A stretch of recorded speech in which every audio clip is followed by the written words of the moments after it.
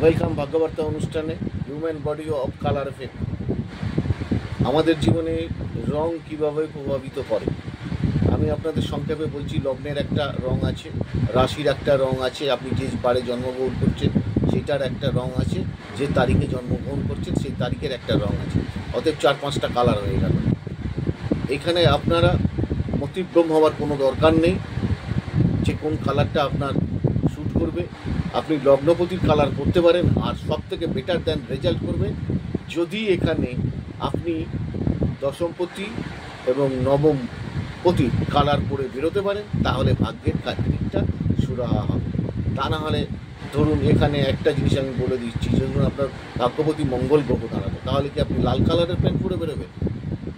ভাগ্যপতি গ্রহ ধরুন মার্কারি হলো, কন্যা রাশি হলো, তাহলে কি আপনি ওই সবুজ কালারের প্যান্ট পরে বেরোবেন? তা কখনোই না। অনুষ্ঠানগুলো দেখুন, শুনুন, জানুন, লাইক শেয়ার সাবস্ক্রাইব করুন। আপনি ভালো থাকুন, অন্যকে ভালো রাখুন।